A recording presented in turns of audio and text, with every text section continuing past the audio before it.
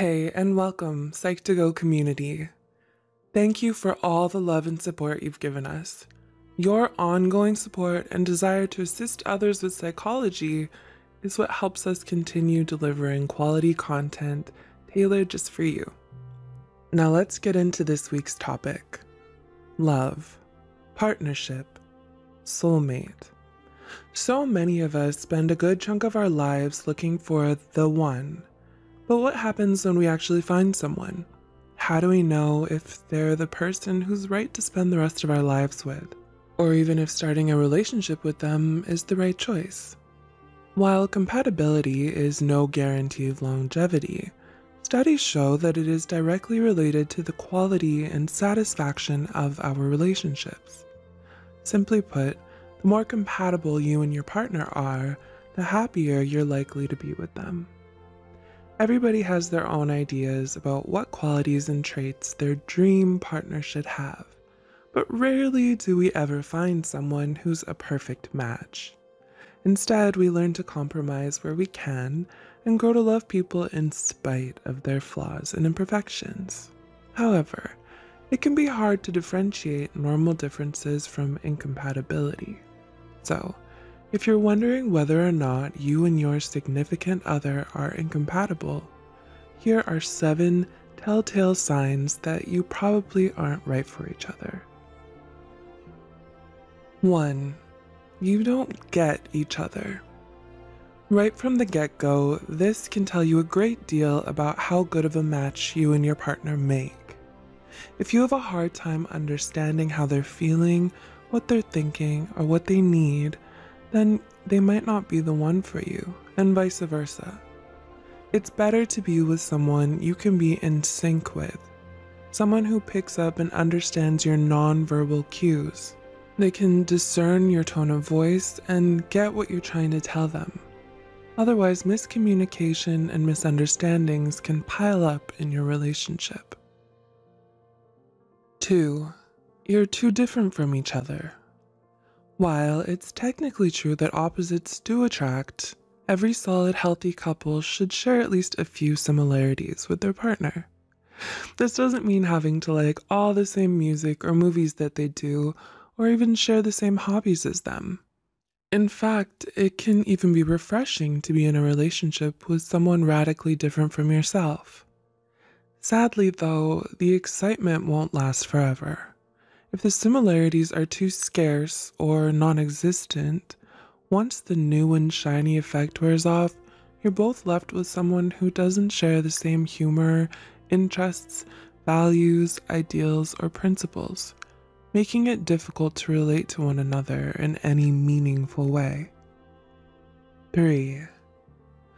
You try to change each other, not grow and learn together. The hallmark of any strong, healthy relationship is having a partner who gives you the drive and motivation to change for the better. And that's the point. It must be something you want for yourself. Your idea, not theirs alone. Despite your partner expressing irritation or dissatisfaction with the current you, it's generally ineffective and not sustainable if you're forcing change on yourself solely because they want it and you don't. You have to want it for you, and this goes for many things, whether it's the way you dress, speak, or who you hang out with. Only you have the right to decide who you want to be. If you don't feel comfortable showing your true colors to your significant other, even in a private setting, this is a definite red flag. 4. There is constant or highly frequent arguing. It's perfectly normal and healthy to disagree with your partner about something from time to time, especially if it's over something that's important to the two of you. We didn't choose this person so we could be with a clone of ourselves. The disagreements become a problem, however, when the arguing is constant and over the tiniest of things. It's even unhealthier if the fighting is dirty, shouting, name-calling, humiliating each other, holding grudges, and emotional blackmail. Being in a relationship with a partner who tends to bring out mostly the ugliest side of you is never good. 5. You attain peace by avoiding all the problems.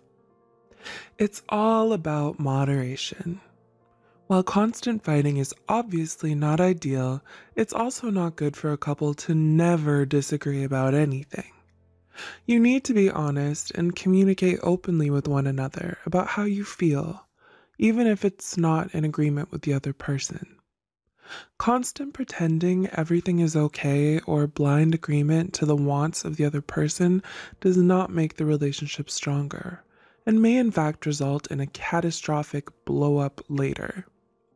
Conflict can be a positive bond building event if it can be given and taken constructively. It then can lead to personal growth and a deeper mutual understanding. 6. Your socializing is isolated from everyone else. Do you find that when you and your partner go out, it's nearly always only with each other? No friends, no parties or group hangouts? Do you never spend any time with their friends? Have you even met their friends?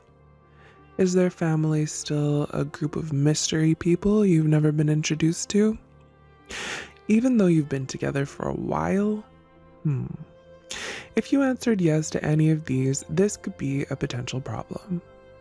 It's important that you spend time with your partner's loved ones and get to know them better. Couples who make the effort to be close with the other important people in their partner's lives tend to have longer and happier relationships. And 7, you're not attracted to them. Lastly, but most importantly, even when everything seems perfect on paper, if you don't have any romance or chemistry, it's simply not going to work. Without even an inkling of those factors, you might have a best friend, but not necessarily a significant other. The result is that you will naturally be drawn to people you have that more than friends attraction to. The triarchic theory of love by Robert Sternberg even states that although intimacy and commitment are present, without passion, the love you share will only be platonic, like the love shared between you and your friends and family. In the end, there's no such thing as a perfect relationship. Everyone has doubts or disagreements at times with the person they love. A strong, healthy relationship takes ongoing effort, dedication, and also time for it to grow. What's important is finding that someone who, to you, is worth the effort. First impressions and initial choices do not seal your fate. Learning to know and recognize compatibility versus incompatibility will save you much heartbreak and possibly avoid more serious scarring.